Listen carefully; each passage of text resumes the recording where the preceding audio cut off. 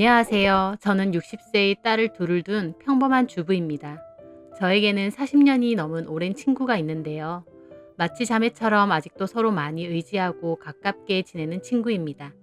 그 친구가 젊을 때 남편을 따라 중국에 가서 5년 넘게 산 적이 있는데 그때를 제외하곤 지금까지도 일주일에 한 번 이상은 만나는 데다 몇 년 전 친구네가 제가 사는 동네로 이사를 왔거든요.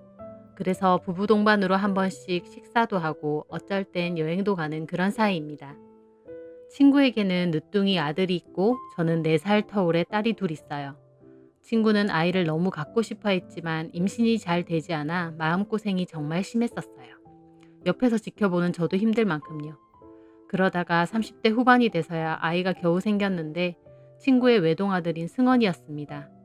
어렵게 얻은 아이인 만큼 친구네 부부가 얼마나 애지중지 키웠는지 몰라요. 승원이는 그런 엄마 아빠의 마음을 아는 건지 정말 바르고 멋지게 잘 커졌고요. 심성도 착하지만 인물도 참 훤칠했습니다. 키도 크고 얼굴도 곱상하게 잘생겼고요. 거기다가 공부까지 잘해서 뭐 하나 빠지는 게 없는 아이였죠. 제가 옆에서 봐도 정말 잘 컸다 싶은 소리가 절로 나올 만큼. 몇 달 전 친구네가 밥을 산다고 해서 약속을 잡았어요. 무슨 좋은 일이 있느냐고 하니 승원이가 대기업에 취업을 했다고 하더군요. 누구나 이름만 알면 알만한 대기업이었습니다. 승원이가 최근 들어 스터디 모임이니 면접 준비니 너무 바빠서 집에 들어오는 날이 거의 없을 만큼 고생을 많이 했다고 하더라고요.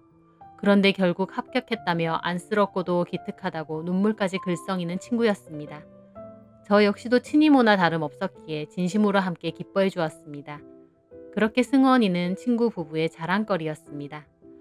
아들을 너무 멋지게 잘 키워낸 친구가 부럽기도 하고 대견하기도 해서 한 번씩 저희 집에 승원이 얘기를 하면 딸들은 참 싫어하더라고요. 비교하지 말라면서요. 비교한 건 아니고 그냥 승원이가 잘 컸다고 말한 것뿐이라고 해도 그럼 엄마 딸들은 잘 못 컸냐고 걔 얘기하지 말라고 발끈하더군요.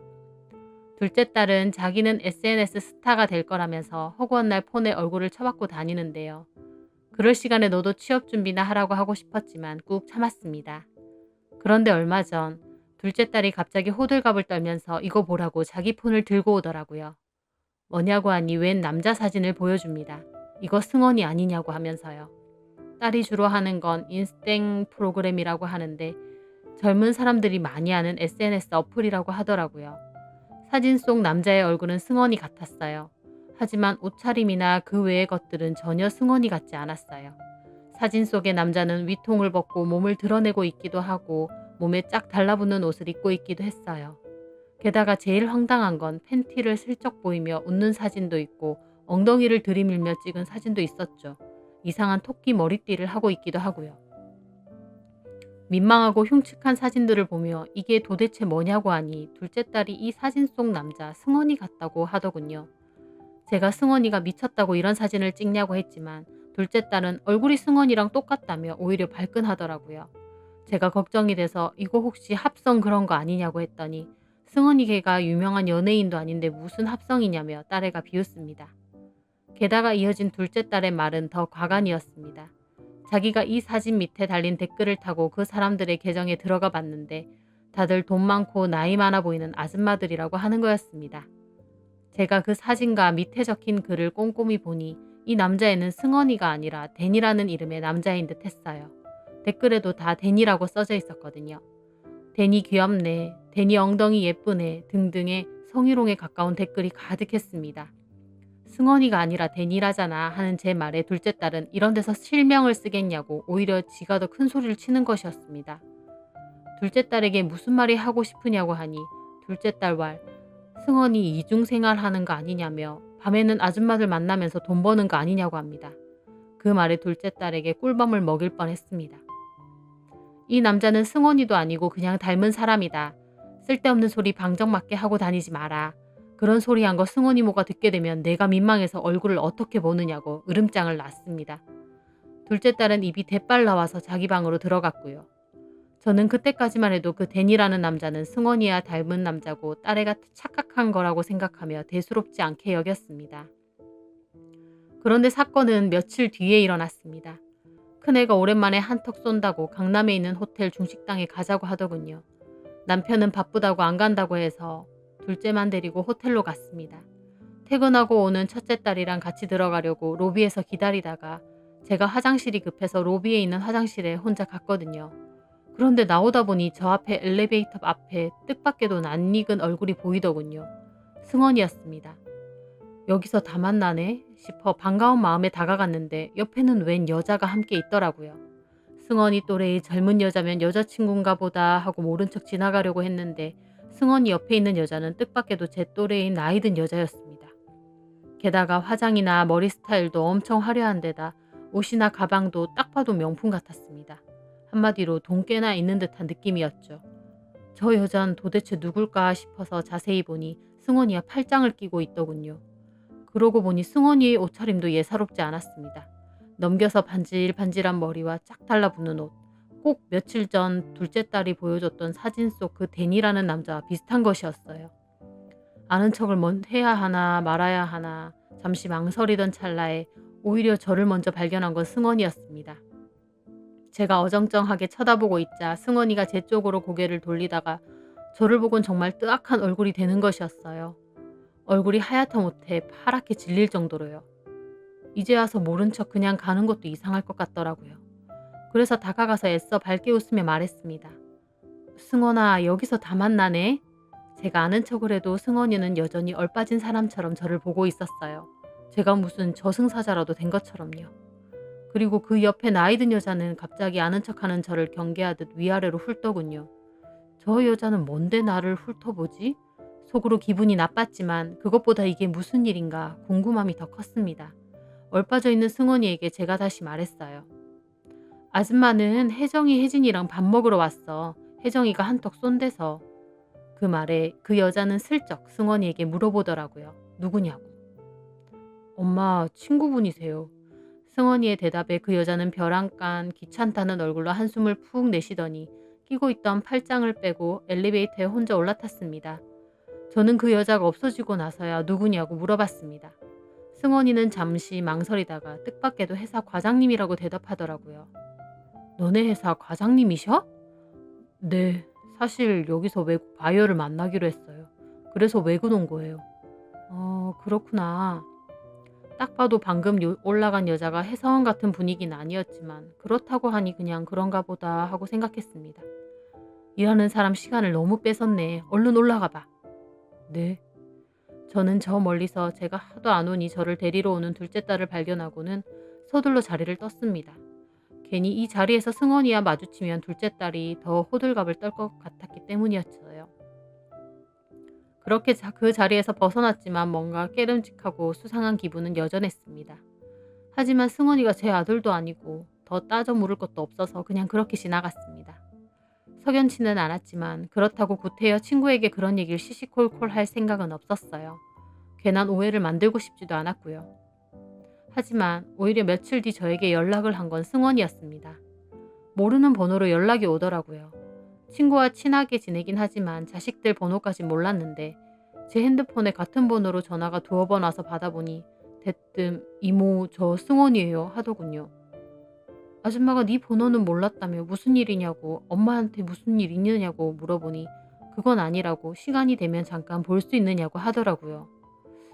무슨 일 때문에 얘가 날 만나자고 할까 당장 궁금했지만 만나서 꼭 얘기한다고 집 앞 카페로 나와달라고 하더라고요. 제가 굳이 뭐하러 카페에 가냐고 우리 집으로 오라고 했습니다. 밥도 해먹일 요량으로요. 그렇게 30분 정도의 시간이 지나고 승원이가 왔습니다. 얼굴이 더 헬쓱해진 것 같더라고요. 제가 밥을 준다고 하니 먹고 왔다고 해서 소파에 앉으라고 하고 무슨 일이냐 물었습니다. 할 말이 있어 찾아왔다면서도 승원이는 한참이나 말을 못하더라고요. 우물쭈물하면서요. 제가 편하게 얘기해보라고 괜찮다고 했는데 승원이가 저는 쳐다도 보지 못하고 말하더라고요. 혹시 그날 일 엄마한테 얘기하셨냐고. 그날 일이라는 건 더 물어볼 것도 없이 호텔 로비에서 마주친 그날을 말하는 것이었습니다. 얘기 안 했다고 말하면서 혹시 무슨 일이나 고민이 있느냐고 물었어요. 그만큼 승원이의 낯빛이 너무 안 좋았거든요. 그런데 제 말을 듣고는 승원이가 갑자기 소파에서 내려오더니 제 앞에 털썩 무릎을 꿇는 것이었어요. 제가 당황해서 뭐 하는 거냐고 했는데 승원이가 절대 엄마한테 말하지 말라고 그러면서 말하면 자기 죽는다고 하더군요. 그러면서 갑자기 눈물을 터뜨렸습니다. 저는 이 상황이 너무 당황스러웠지만 일단 승원이를 달래 다시 소파에 앉혔습니다. 그러지 말고 왜 그러는지 찬찬히 말해보라고 했어요. 승원이는 눈물을 닦아내더니 말하더라고요. 실은 자기가 빚이 좀 있다고. 이건 또 무슨 소린가 싶었습니다. 갑자기 무슨 빚이냐고 얘기를 하니 한숨을 푹 내쉬더니 그간의 자신의 얘기를 털어놓더라고요. 사실은 저 정말로 공부하기 싫었거든요. 근데 엄마 아빠가 기대하시니까 억지로 했는데 솔직히 대학 가보니 전공도 안 맞고 공부도 하기 싫고요. 그래서 학교도 잘 가지 않고 피하다 보니 학점도 엉망이고 졸업도 간신히 했어요. 그러다가 도피성으로 인터넷으로 하는 도박에 조금 빠지게 됐는데요. 도박? 저는 너무 놀랐습니다. 도박이라니요. 이건 또 무슨 소린가 싶었죠. 승원이는 한숨을 내쉬며 다시 말을 이어가더군요. 네, 처음엔 그 정도는 아니었는데 나중엔 약간 중독처럼 돼버려서 빚까지 졌어요. 아, 그게 자꾸 커지다가 금액이 어느 정도인데 지금은 어느 정도 갚았어요. 남은 건 8천만 원 정도요. 8천만 원? 저는 정말 기절초풍하는 줄 알았습니다. 이제 사회 초년생인 나이에 빚부터 8천이라니요. 그것도 학자금 대출이나 생활비 이런 것도 아니고 도박 빚으로. 내가 듣는 이 얘기가 정말 승원이 얘기가 맞는 건가 싶었습니다. 처음엔 더 많았어요. 그래서 진짜 죽고 싶었거든요. 감당도 못하겠고. 실은 유서도 썼었어요. 그냥 콱 죽으려고. 그런데 그러다가 아는 형이 돈 많이 벌 수 있는 일이 있다고 해서 그래서 해본 건데. 그게 뭔데? 돈 많고 시간 많은 아줌마들 상대해주고 용돈 받고 그런 거요. 그 형이 가게도 하고 있는데 그 가게도 한 번씩 나가고요. 가게? 무슨 가게? 아줌마는 잘 모르실 거예요. 호스트바라고 남자 접대부들 나오는. 접대부? 네가 접대부란 거니? 제 말에 승원이는 다시 울기라도 할 듯 울상을 짓더군요. 처음엔 정말 급해서 조금만 해보려고 했어요. 진짜 며칠만요. 근데 그게 어쩌다 보니. 그럼 그때 과장이란 여자도 그런 거니? 네. 저는 그제야 둘째 딸이 보여줬던 데니라는 그 남자가 승원이라는 사실을 깨닫게 되었어요. 그 계정은 한마디로 그 가게 홍보를 위한 그런 계정이었던 거죠. 빚 때문에 어쩔 수 없었어요. 빚만 조금 갚을 수 있다면 좋지 않을까. 조금만 이거 하고 그 다음엔 취업 준비하자 그랬거든요. 그런데 막상 일해보니 솔직히 돈벌이가 나쁘진 않은 거예요. 그 아줌마들 비위만 잘 맞춰주면 제가 한 달 일해서 받는 월급만큼의 용돈을 척척 주거든요. 시계나 구두도 사주고. 저는 그저 한숨만 내쉬었습니다. 제 아들이었으면 등짝을 있는 대로 때려도 속이 안 풀릴 것 같았죠. 알아요. 저도 이 일 옳지 못하다는 거. 그래서 이모가 혹시나 그날 저 본 거 엄마한테 말할까 봐 불안해서 이렇게 찾아온 것도 맞아요. 근데요 이모, 절대로 저희 엄마한테 말하지 마세요. 어떻게 그래? 그럼 너 대기업 취업한 것도 아니야? 아니에요. 그냥 밤에 나가는 거 둘러대다가 저도 모르게 거짓말했어요. 저도 얼마나 힘들었겠어요. 마음도 편치 않고요. 엄마에게 혹시나 들킬까 봐 아무리 술 취해도 맨날 사우나 가서 씻고 옷 다 갈아입은 후에 그 집 들어가고 그렇게 지냈어요. 승원이가 하는 말을 들으니 제가 엄마도 아닌데 억장이 무너지는 것 같더라고요. 그렇게 겨우겨우 엄마를 속여가면서도 계속 그 일을 하겠다니 도대체 어떨 작정인가 싶었어요. 제 계획은요 이모, 딱 1년만 할 거예요. 그리고 손 털 거예요. 저라고 모르겠어요? 이 일 돈 잘 벌긴 하는데 그렇게 오래 하면 안 된다는 거 알아요. 그래서 결심했어요. 딱 1년만 하기로. 1년에서 빚 갚고 돈 조금 모으면 다음에 정말 취업 준비할 거예요. 약속할 수 있어요. 저는 속으로 이미 쉽게 버는 돈 맛을 봤는데 그게 되겠니? 라고 하고 싶었습니다. 하지만 제가 할 수 있는 건 그저 한숨을 쉬는 것 뿐이었어요. 엄마한테 얘기 안 하실 거죠? 얘기하시면 안 돼요. 엄마 알게 되면 저 진짜 죽어버릴 거예요. 너 어떻게 그런 말을 하니? 정말이에요. 그러니까 절대 얘기하시면 안 돼요. 약속해 주세요. 네? 승원이는 제가 그렇다고 할 때까지 저를 붙잡고 늘어질 생각이었습니다. 저는 뒷골이 다 땡겨왔지만 조금만 더 있으면 둘째가 집에 올 시간이기도 했고 언제까지 이러고 있을 순 없었습니다. 그래서 그냥 알겠다고 하고 얼른 돌아가 보라고 말했습니다. 승원이는 제가 알겠다고 하는데도 끝까지 몇 번이나 확답을 듣고서야 돌아가더군요. 그렇게 승원이가 가고 나서 저도 한참이나 멍하게 앉아 있었습니다. 이게 무슨 일인가 싶어서요. 그토록 바르고 근사하게 컸다고 생각한 친구 아들이 사실은 거짓말을 일삼은 데다 도박 빚까지 있고 그 빚을 갚으려고 돈 많은 사모님들을 상대하고 있다니요. 곱씹을수록 어이가 없고 황당했습니다. 열길 물속은 알아도 한길 사람 속은 모른다더니. 하지만 생각할수록 이 일은 커다란 고민이 되어 저를 짓누릅니다. 친구를 생각하자면 모든 걸 털어놓는 게 맞는 거죠. 친구가 알아야 아들을 잡아오든 어쩌든 무슨 방법을 찾아낼 테니까요. 하지만 그렇다고 섣불리 털어놓을 수도 없습니다. 엄마한테 말하면 죽어버릴 거라고 으름장을 놓기도 했고 전에 유서까지 썼다고 했고요. 만에 하나 제가 얘기했다고 정말 그런 일이라도 생기면 전 어떻게 사나요? 정말 이러지도 저러지도 못하는 상황이 되어버렸습니다. 차라리 몰랐다면 그냥 그 호텔 로비에서도 모른 척 했더라면 하는 후회가 남습니다. 어떤 게 친구를 위한 건지 모르겠습니다. 그냥 이대로 모른 척 하는 게 맞나 싶으면서도 훗날 친구가 이 모든 걸 알게 되면 자기에게 얘기하지 않은 저에게 얼마나 원망이 쌓일까요? 저는 어떻게 하면 좋을지 가슴이 갑갑하고 답답하기만 하네요.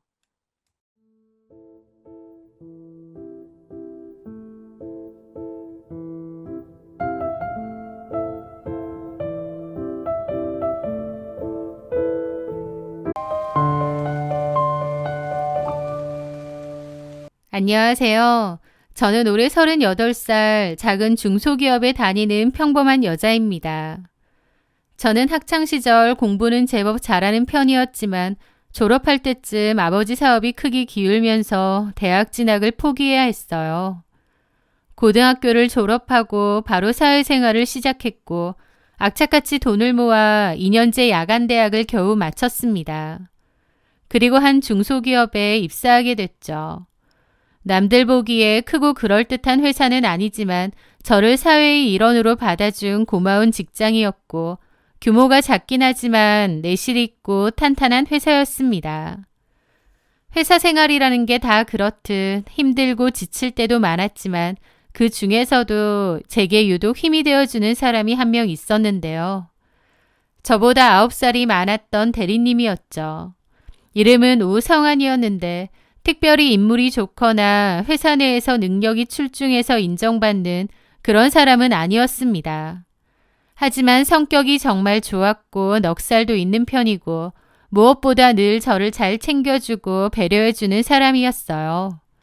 당연히 저도 그 대리님에게 고마움을 많이 느끼고 또 내적 친밀감이 있었죠. 회사에 좀 짓궂은 부장님이 계셨는데 선 넘는 장난도 잘 치셨거든요. 그러면 저는 어쩔 줄을 몰라 했는데 그런 것도 중간에서 웃으며 제가 곤란하지 않게 잘 막아주시고 제가 하는 일에 실수가 있을 때도 나서서 자기 일처럼 도와주시기도 했습니다. 그리고 제가 커피를 안 마신다고 평소에 차를 즐긴다고 했더니 여러 가지 차 티백을 사서 업무 중 마시라며 저에게 선물을 주기도 했습니다. 그것뿐만 아니라 집에 갈 때 종종 방향이 같다면서 저를 태워주실 때도 많았죠. 그때는 저도 어렸기에 오대리님의 자상함에 어떤 다른 의도가 있다는 생각은 들지 않았습니다. 제가 어린 나이에 사회생활을 시작한 거다 보니 여동생 같은 마음으로 짠하고 안쓰러워서 잘 챙겨주신다고 생각했거든요.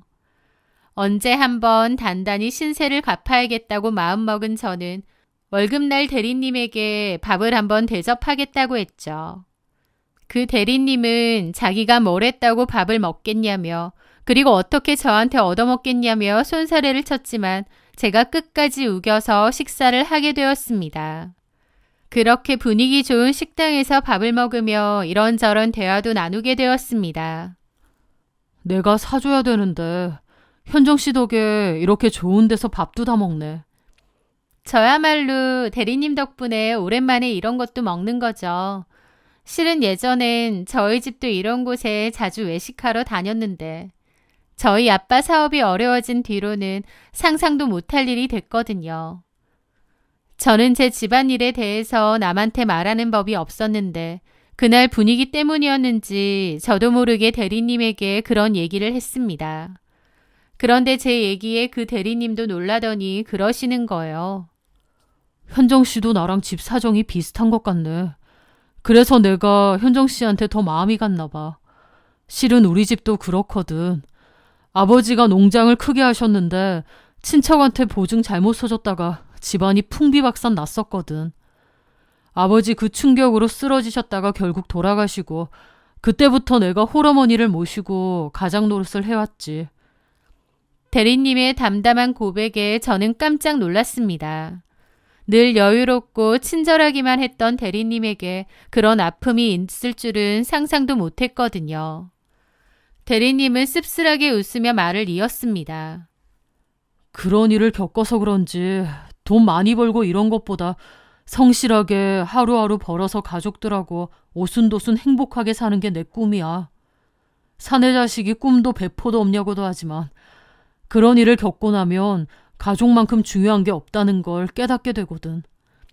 라고 얘기하더라고요.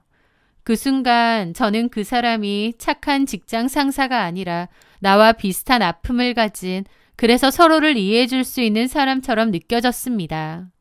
우리는 그날 많은 대화를 나눴고 훨씬 더 가까워졌죠. 그러다가 어느 날 그 대리님이 저에게 그러는 겁니다. 현정 씨, 나 같은 남자가 여자들이 보기에 그다지 매력적인 사람이 아니라는 거 나도 잘 알아. 그런데 현정 씨는 나한테 늘 친절하게 대해줘서 참 고마웠어. 그래서 하는 말인데 우리 꽤 잘 어울릴 것 같은데 정식으로 사귀어 보면 어때? 내가 가진 건 없어도 현정 씨한테는 이 세상 누구보다 최고로 잘할 자신 있거든. 자상하고 배려심 넘치는 대리님. 저도 대리님을 인간적으로 참 좋아하고 친하게 지내기는 했지만 결혼 상대로는 생각해 본 적이 없었습니다. 게다가 제가 결혼을 생각하기에 다소 어리기도 했고요. 게다가 갑작스럽게 이런 고백을 받게 되니 당황스럽더라고요. 저는 진지하게 생각해 보겠다고 대답했습니다. 그리고 그 대리님을 처음으로 곰곰이 남자로서 또 결혼 상대자로서 생각해 본 것 같아요. 평범한 사람이었지만 성격 하나만큼은 어디에 내놔도 으뜸인 사람이었습니다. 지난 몇 년간 저에게 보여주었던 따스한 배려와 착한 마음씨를 떠올리니 제 마음도 그에게 기울기 시작하더라고요. 그렇게 그 대리님과 저의 연애는 시작되었습니다. 사귀기 시작한 지 얼마 되지 않아 대리님은 홀어머니가 계시다는 집으로 저를 데리고 갔어요. 대리님의 어머님은 쌍수 들고 저를 환영하고 반겨주셨습니다. 게다가 정말 상다리가 휘어지도록 맛있는 음식을 잔뜩 내어주셨어요. 이런 진수성찬을 받으니 정말 감동이었습니다. 제가 설거지를 하겠다고 나서자 어머님은 처음엔 만류하시다가 나중에 그럼 같이 하자고 하시더라고요. 둘이서 나란히 서서 설거지를 하며 이런저런 이야기를 나누었는데 그 사람처럼 어머님도 착하고 순박한 분이라는 게 느껴지는 겁니다. 게다가 돌아갈 때는 참기름과 친구분이 양봉하셨다는 꿀까지 주셨죠. 대리님이 착하다는 것도 잘 알고 있었는데 대리님의 어머님도 이렇게 순박하고 좋으신 분이다 보니 이런 집이라면 결혼을 해도 괜찮겠다는 생각마저 들었습니다. 다른 건 다 제쳐두고 이 두 가지만 보고 결혼을 결심한 거죠. 사람 성격이 좋다는 것만큼 든든한 결혼 조건이 또 어디 있겠나 싶기도 하고요. 하지만 저희 친정엄마의 생각은 좀 달랐습니다. 엄마는 저희 회사처럼 작은 회사인데다 나이도 꽤 있는데 아직 대리밖에 진급 못했다는 것도 영 별로고 또 그래서 주임인 저랑 월급 차이도 얼마 안 난다는 것도 마음에 안 든다고 하셨어요. 둘의 월급을 합쳐봤자 너무 적다면서요. 게다가 오대리님이 나이가 많고 저랑 9살 차이가 나는 것도 못마땅해 하셨죠. 무엇보다 예비시댁 형편도 안 좋다고 하니 뭐 하나 볼 게 없지 않냐고 하셨어요. 하지만 저는 그 남자가 좋았고 제대로 콩깍지가 씌었기에 열심히 엄마를 설득했죠. 엄마, 막상 만나보면 나이 차이 같은 걸 잘 모를 정도로 괜찮다니까. 그리고 제일 중요한 건 성격 좋고 나한테 자상하게 잘해주는 거잖아. 탐탁치 않아 하시는 친정 부모님을 설득하기 위해 저는 일단 대리님을 집으로 한번 데리고 오기로 했습니다. 대리님은 우리 집에 처음 찾아와서 부모님께 큰절로 인사를 드렸죠. 대리님이 절을 할 때까지만 해도 엄마 아빠의 얼굴은 굳어 있었습니다. 하지만 대리님은 특유의 넉살과 싹싹함으로 저희 부모님을 대했고 그 후로도 저희 집을 자주 방문했습니다. 제가 없어도요. 예비 장모님, 장인어른이라며 싹싹하게 잘 굴고 저희 아빠 술친구도 되어드리고 하니 저희 부모님도 결국은 결혼도 허락하셨어요. 저희 아빠가 저더러 남자친구를 집에 한번 데리고 오라고 하셨고 집에 오자 얘기하시더라고요. 우리 현정이가 아비가 사업에 실패하는 바람에 고생을 많이 하고 컸어. 그게 항상 미안하고 그래. 그래서 내 딸 많이 사랑해주고 다독여줄 수 있는 그런 사람이었으면 좋겠어. 우리 현정이를 마음 다치게 하지 말고 처음에 가졌던 그 마음 변치 말게. 그렇기만 하다면 우리는 더 바랄 게 없네. 남자친구는 정말 감사하다며 본인에게 저는 너무 과분한 존재이기 때문에 늘 고마운 마음으로 잘하며 살겠다고 다짐했습니다. 그렇게 양가의 허락을 받은 후 몇 달간의 연애를 더 거치고 드디어 결혼에 꼴이 나게 되었어요. 피차 여유 있는 처지가 아니었기에 남들 다 가는 회의로는 못 가고 제주도로 2박 3일 단촐하게 여행을 다녀왔습니다. 엄마는 요즘 같은 때에 동남아도 아니고 고작 제주도를 가느냐며 속상해 하셨지만 그때 당시에 제 눈에는 콩깍지가 얼마나 단단히 씌어 있었는지 그런 건 조금의 문제도 되지 않았습니다. 자상한 남편, 착하고 순박한 시어머니. 저는 오직 이것만 보고 비교적 어린 나이에 결혼을 결정했었어요. 그런데 제 판단이 얼마나 어리석고 순진했는지 깨닫는 데는 그리 오랜 시간이 걸리지 않았습니다. 아니 신혼여행을 다녀온 바로 다음 날부터 알게 되었어요. 최고의 결혼 조건이라고 믿었던 것들이 사실은 전혀 아니었다는 것을요. 결혼 전 어머님을 봤을 때 저한테 너무 잘해주셨고 또 좋으신 분 같아 보였잖아요. 그런데 막상 결혼하고 보니 제 예상과는 거의 180도 다른 분이시더군요. 분명 저한테 자기 아들하고 결혼해 주어서 고맙다며 제가 아들보다 더 과분한 사람이라고 하셨는데 막상 결혼해서 보니 전혀 그렇게 생각하지도 않으신 것 같고 또 외아들에게 집착이 제 생각 이상으로 어마어마하셨던 분이었던 겁니다. 결혼하자마자 어머님은 태도가 돌변했습니다. 아내가 남편을 챙기는 게 도리라며 무섭게 간섭을 시작하셨죠. 결혼 전에 제가 보았던 그 순박하고 정감 있는 모습은 정말 온데간데 없이 사라졌습니다. 너 우리 아들 아침밥은 꼭 따뜻한 밥에 국 말아서 제대로 챙겨줘야 한다. 대충 빵 쪼가리 같은 걸로 떼어서 보내면 절대 안 돼. 이것이 신호탄이었습니다. 하루에 한두 번은 꼭 전화를 하셔서 아침은 뭘로 챙겨 먹었냐, 옷은 깔끔하게 다려서 입혀보냈냐 등등 무슨 유치원에 아이 보낸 엄마처럼 아들 걱정을 늘어놓으시는 거예요. 거기다가 더 힘든 것은 저희 신혼집이랑 어머님 댁이 그리 가까운 거리도 아닌데 일주일에 서너 번씩은 연락도 없이 신혼집에 들이닥치시는 것이었습니다. 비밀번호도 남편한테 알려달라고 해서 막무가내로 열고 들어오시는 거죠. 그리고 오시면 제 허락도 받지 않고 냉장고 문부터 활짝 열어 젖히시는 겁니다. 냉장고 검사를 하시는 거죠.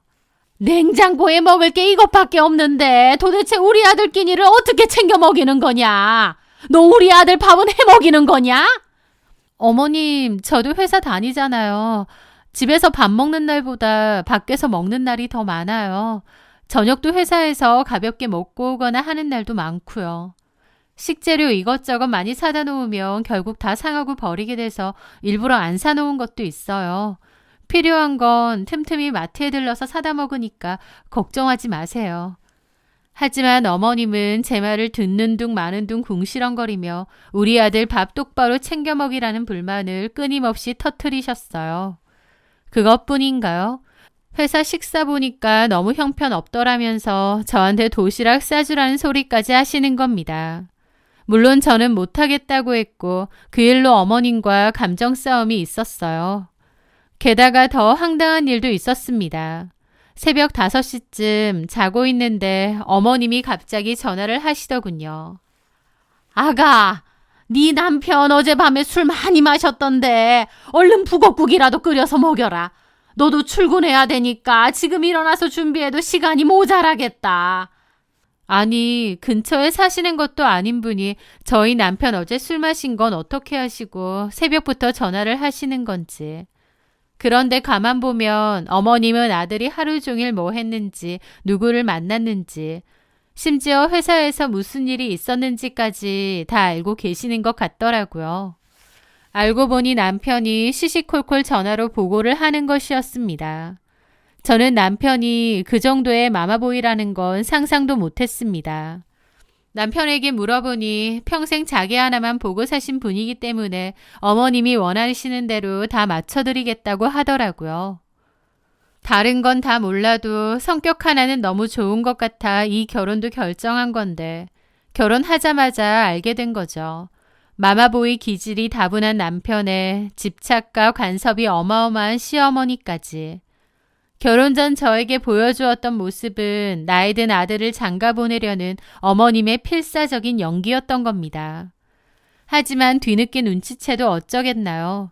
내 팔자련이 생각하고 최대한 지혜롭게 대처하며 살기로 결심했습니다. 하지만 제가 감당하기 힘든 어머님이 저에게 특히나 스트레스를 주는 일이 있었는데요. 바로 손주를 낳는 일, 그것도 아들 손주를 보는 일에 무척이나 집착하셨다는 겁니다. 대를 이어야 된다는 얘기를 귀에 못이 박히도록 하신 거죠. 솔직히 뭐 그렇게 물려줄 만한 대단한 집도 아니건만 대를 잇는 것에 어머님의 집착은 상상 초월이었습니다. 결혼한 지 한 달밖에 안 되었을 때부터 임신 소식을 물으셨으니 말 다 했죠. 하루는 아이 빨리 가지라고 한약을 지어오셨는데 그 약이 심지어 아들 낳는 약이랍니다. 아들 낳는 약, 딸 낳는 약이 따로 있나요? 그런데도 꼭꼭 다 챙겨 먹으라고 막무가내셨어요. 출처도 불분명한 이상한 한약을요. 그 후에도 저한테 소식 없냐고 왜 최선을 다해 노력을 안 하냐고 쪼아대기 시작하는데 정말 미치겠더라고요. 게다가 그맘때 저는 회사를 옮겼는데요. 더 좋은 조건의 회사에 스카우트 제의가 들어왔기에 고민 끝에 옮긴 거죠. 연봉이나 복지는 전 회사보다 훨씬 나았기에 옮기는 게 더 옳은 선택이었지만 새로운 환경에 적응해야 하다 보니 저도 정신이 없었습니다. 그런데 그 와중에 어머님까지 왜 아이 소식이 없냐고 쪼아대니 너무 힘든 거예요. 심지어 저한테 빨리 아이를 갖지 않으면 새 며느리를 보는 방법도 있다는 극단적인 말씀을 하셨죠. 오죽하면 늘 방관하던 남편조차도 그 말은 너무 심했다며 어머니를 말릴 정도였어요. 그럼에도 어머님은 제가 문제인 것 같다면서 빨리 아이 가지라고 닥달을 하셨고 저도 그런 어머님의 모습에 질릴 대로 질렸습니다. 그런데 어머님과 제가 사사건건 부딪히는 와중에도 저를 또 미치게 하는 게 있었는데요. 남편의 비상식적인 야근이 계속 이어진다는 거였습니다. 저도 같은 회사를 다녔어서 알지만 전 회사가 그렇게 야근이 많은 곳이 아니었거든요. 그런데 제가 회사를 옮기고 나서부터는 부쩍 남편이 야근이나 출장이 많다고 하는 겁니다. 심지어 야근을 하다가 너무 피곤하다며 회사 휴게실에서 쪽잠을 자고 집에 들어오지도 않은 채 그대로 출근하겠다는 경우도 늘어났죠. 의심이 들기 시작하니 꼬리에 꼬리를 물고 의심이 커져갔습니다. 저는 이미 회사를 옮긴 상태이니 남편 말이 진짜인지 회사 안에서 확인해 줄 사람을 찾아 남편의 행적을 캐보기로 했죠. 마침 회사 다닐 때 저랑 친하게 지내던 언니가 있었고 그 언니에게 도움을 청했습니다. 언니, 나 현정이야. 잘 지내? 새로 옮긴 회사가 바빠서 통화할 시간도 없었네. 오랜만이다. 옮긴 회사는 어때? 비슷하지 뭐. 저기 근데 언니, 요즘 회사에 야근 많아? 우리 남편이 야근 때문에 매일 새벽에 들어와서 말이야. 무슨 야근이냐며 우리 회사 그런 거 없지 않냐고 할 줄 알았는데 언니의 대답은 의외였습니다. 맞아. 요즘 야근 진짜 많아. 회사에 모처럼 큰 프로젝트가 있어서 일 많거든. 사장님도 이번 한 해는 야근 많을 거라고 미리 말도 하셨고. 그래서 다들 야근이 잦아서 힘들어 죽겠대. 나도 그렇고. 너희 아직 신혼인데 너는 맨날 독수 공방하겠다. 근데 오대리님 야근하는 거 맞고 가끔 보면 엄청 피곤해 보이더라. 네가 잘 좀 챙겨줘. 그러더라고요. 언니의 말을 듣고 나니 야근하느라 힘든 남편을 의심했던 게 괜스레 미안해졌습니다. 친한 언니였기에 의심은 어느 정도 풀렸고 오히려 매일 야근하는 남편이 안쓰러웠습니다. 그런데 얼마 뒤 전 회사 근처로 외근을 갔다가 우연히 전 회사 차장님을 만나게 되었어요. 이 차장님이라고 저보다 나이도 훨씬 많으시고 회사에 터줏대감처럼 오래 다니신 데다 회사 사정에 대해서도 속속들이 잘 아시는 소식통 같은 분이었죠. 어머, 안녕하세요, 이 차장님. 어머, 이게 누구야? 오랜만이에요, 현정씨. 옮긴 회사는 어때요? 그럭저럭 다닐만 해요. 에이, 얼굴은 훨씬 좋아 보이는데. 옮긴 데가 좋긴 좋나 보다. 아휴, 나도 옮기고 싶은데 이제 나이도 많고 글렀지 뭐. 하긴 요즘 좀 힘드시죠. 야근도 너무 많다고 하고. 그런데 그 말에 그분은 어리둥절해 하더라고요. 무슨 야근요? 요즘 회사에 큰 프로젝트 있어서 야근 많다고 하던데요. 그런 게 어딨어요, 우리 회사에. 일이 너무 없어서 맨날 걱정인데. 현정 씨도 알잖아요. 그나마 우리 회사 야근 없는 거 하나가 제일 큰 장점 아니야. 그러는 겁니다. 언니가 했던 말하고 아예 딴 얘기를 하시는 거죠. 야근이 없다고요? 그럼요. 혹시 오 대리님이 그래요? 야근 많다고? 아, 네. 이상하네. 내가 보기엔 오 대리님 맨날 정시 퇴근하던데. 난 그래서 한창 신혼이라 집에 바로 가는구나. 집에 꿀 발라놨구나 했는데. 네? 저희 남편이 정시 퇴근을 한다고요? 네. 그 말에 저는 심장이 철렁하더라고요. 야근은 거의 없고 늘 정시 퇴근을 한다는 거예요. 그러면 야근을 맨날 한다는 언니의 말은 또 뭐지? 뭔가 석연치가 않더라고요. 혹시 남편이 딴짓하려고 그 언니한테 말 좀 잘해달라고 부탁했나 싶기까지 한 겁니다. 다시금 의심이 도졌고 남편이 끌고 다니는 차의 블랙박스를 확인해 봤습니다.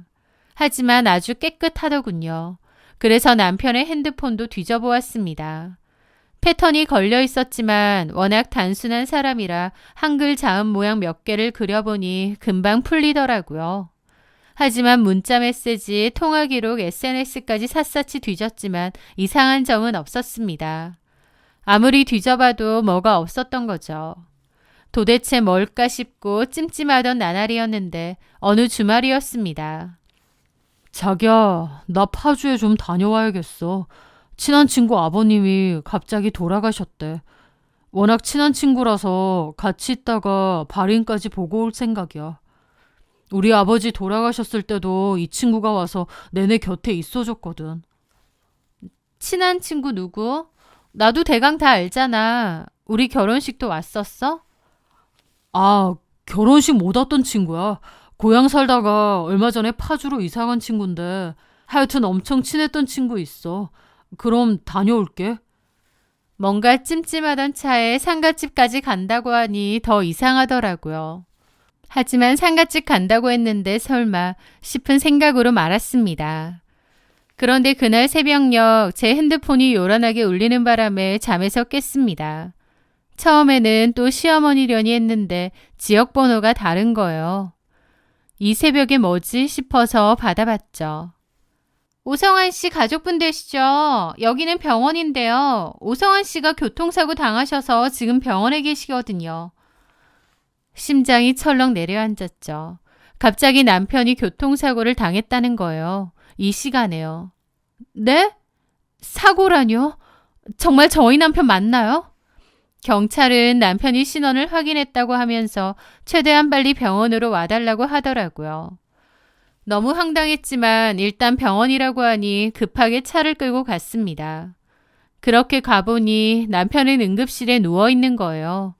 의식이 없는지 눈을 감은 채 미동도 없었죠. 앞서가던 차를 남편분의 차가 뒤에서 들이받았습니다.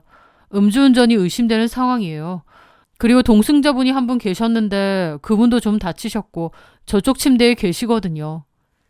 그 병원은 남편이 말한 파주도 아니었고 이 새벽에 차를 탄 것도 말이 안 되고 게다가 남편 차에 동승자까지 있었다뇨. 그 모든 상황이 너무 어처구니가 없었죠.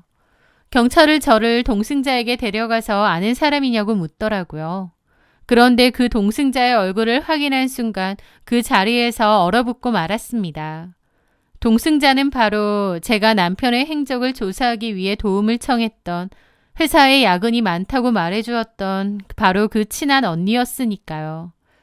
그 언니를 내려다보는데 머리를 한 대 세게 맞은 듯한 충격이었습니다. 파주 상갓집에 간다던 사람이 엉뚱한 곳에서 이 새벽에 음주운전 사고를 냈고 그 동승자가 다른 사람도 아닌 바로 그 언니라니. 모든 퍼즐 조각이 한순간에 맞춰졌습니다. 언니가 곧 남편의 내연녀였고 야근이 많다는 정보도 전부 거짓이었던 거죠. 남편과 그 언니에 대한 배신감에 온몸이 부들부들 떨렸습니다. 시어머니의 집착과 마마보이 남편만으로도 가뜩이나 결혼 생활이 지옥 같은데 거기에 회사 동료랑 바람까지 피우다니. 치솟는 화를 억누르며 복도를 서성이고 있는데 의사가 수술 동의서라며 종이 한 장을 들고 와서 사인을 해달라고 하는 거예요. 그러면서 한다는 말이 오성환 씨가 사고 당시 하체에 부상을 심하게 입으셨습니다. 특히 생식기관을 아주 많이 다치셔서 바로 수술은 하겠지만 생식기능에 문제가 생길 가능성이 굉장히 높거든요. 일단 수술 동의서에 사인부터 해주시고 라는데 황당하더라고요. 남편은 하필이면 생식기관 쪽으로 크게 다쳐서 앞으로 아이를 못 가질 가능성도 높아진다는 거예요. 저한테는 상갓집 간다고 뻥치고 상간녀랑 술 처먹고 운전하다가 고자가 될 뻔한 남편이라니. 그 상황이 너무 기막히고 열받은 저는 이 인간 모르는 사람이에요 라고 소리치고는 그냥 병원을 나와버렸습니다. 그런데 응급실을 막 빠져나오는데 저쪽에서 시어머니가 허둥지둥 달려오는 모습이 보이더군요. 시어머니는 정신이 없이 달려왔기에 저를 보지 못하기도 했고 저도 그 와중에 아는 척하고 싶지도 않아서 조용히 병원을 빠져나왔습니다. 집으로 가는 내내 이 황당한 상황을 떠올렸습니다. 아마 수술 동의서는 시어머니가 작성했을 것 같은데 그렇게 손주 노래를 부르셨는데 그 귀한 외아들이 아이를 가질 수 없는 몸이 되어버렸다는 것을 알게 된 시어머니의 반응이 어떨지 참 궁금하더라고요. 배신감에 치가 떨리면서도 한편으로는 찹씁쓸하기도 하고 하지만 그 남편을 더 이상 찾아갈 마음은 없었습니다. 고자가 됐든 말든 그 인간 꼴은 더 이상 보고 싶지 않았거든요. 남편은 짧지 않은 기간 동안 병원에 입원해 있다가 퇴원했습니다.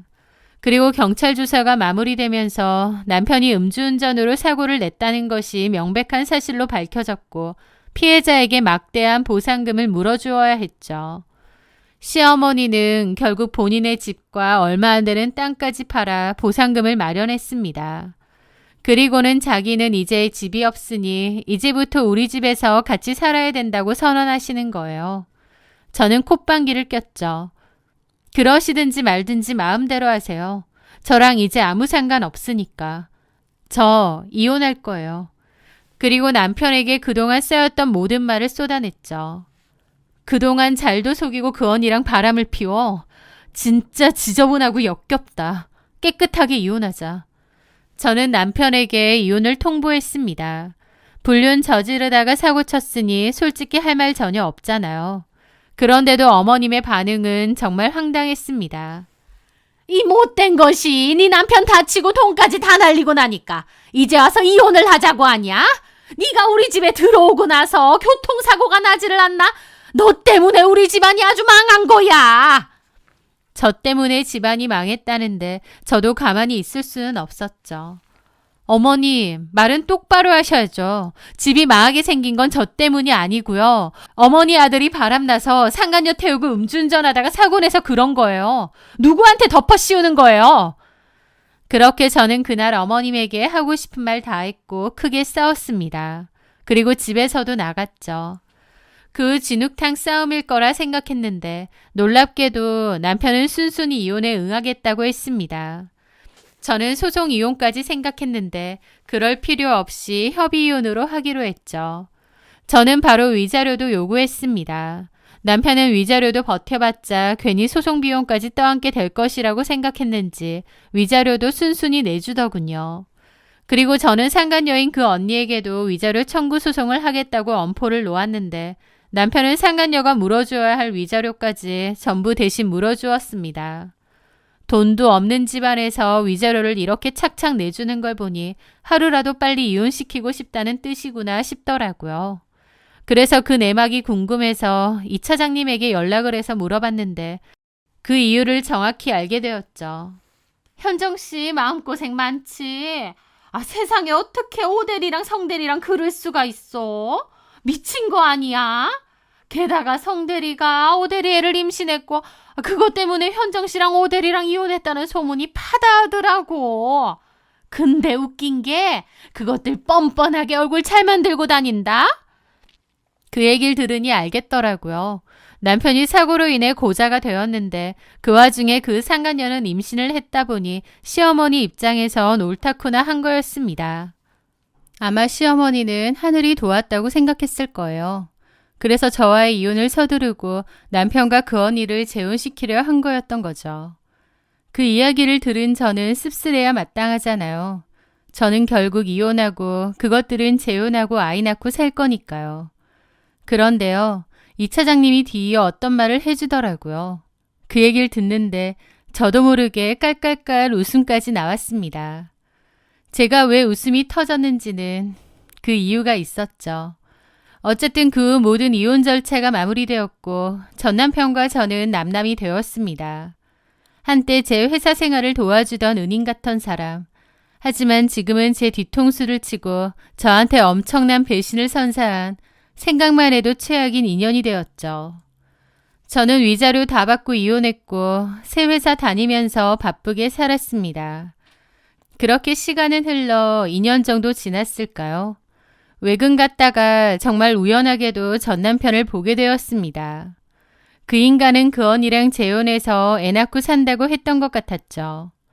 전 남편도 저를 알아봤고 괜히 잘 살았느냐 아는 체를 하더라고요. 저는 너무 잘 지낸다고 당신도 애 키우면서 잘 지내느냐 하니까 뭐 그렇다고 하더라고요. 그 말에 제가 이 얘기는 해주었습니다. 참, 근데 혹시 이런 말 알아? 불륜도 습관이라는 거. 그래서 정상적인 부부관계가 아니라 불륜관계에서 태어난 아이는 꼭 친자 검사를 해봐야 한대. 한번 유부남 만난 여자가 꼭 당신 한 사람만 만났을 거라는 보장이 어디 있겠어. 무슨 말인지 이해하지? 전 남편은 제 말에 미친 거 아니냐며 펄쩍 뛰더라고요. 하지만 저는 그냥 그렇다고 하더라 확실해서 나쁠 것 있느냐 한마디 던지고 자리를 떠났습니다. 나갈 때 보니 전 남편은 심각한 표정이더라고요. 지도 뭔가 걸리는 게 있는지. 사실 제가 이 차장님에게 듣고 깔깔 웃음을 터트린 이야기가 뭐냐면요. 이 차장님은 그 회사의 워낙 터줏대감이기도 하고 회사 내부 이야기를 속속들이 아는 사람이거든요. 그런데 그 이 차장님이 하는 말이 그 언니가 사실은 저희 회사의 최 부장이라는 사람하고도 내연관계가 있다는 거예요. 심지어 그 최 부장도 아이까지 있는 유부남이었고요. 최 부장님이 이 차장님에게 뭐라고 했냐면 자기 애인이 있는데 임신을 한 것 같아서 큰일이다 라는 소리를 했대요. 그래서 이 차장님은 그런가 보다 했는데 나중에 알고 보니 그 애인이라는 사람이 결국 제 남편이랑 바람난 그 언니였다는 거죠. 그러니까 한마디로 그 언니의 뱃속에는 전 남편 애가 아니라 최 부장님 애였다는 겁니다. 이 차장님은 다 알고 있지만 그냥 모른 체 한다고 저만 알고 있으라고 얘기를 해주었고요. 그때 이 차장님의 말을 듣고 제가 웃음이 나지 않을 리가 없었죠. 막장 드라마보다 더한 현실이 제 눈앞에 펼쳐졌으니까요. 전 시어머니는 그 언니가 낳은 아이가 대를 이어줄 귀한 손주라고 철석까지 믿고 있었겠지만 대는 무슨 대인가요? 애초에 전 남편애도 아닌데요. 그렇게 아들 노래를 부르고 대를 잇는 게 중요하다고 난리를 쳤는데 그래서 바람핀 상간녀가 아니라 도리어 저한테 이혼하라고 했었는데 정작 그 아이가 다른 남자의 아이인 줄도 모르고 금이야 오기야 키우고 있다니 이 상황이 얼마나 웃긴가요? 그 이 차장님을 통해서 후일담을 듣게 되었습니다. 전 남편은 제 말이 찝찝했던지 진짜 친자검사 했나 보더라고요.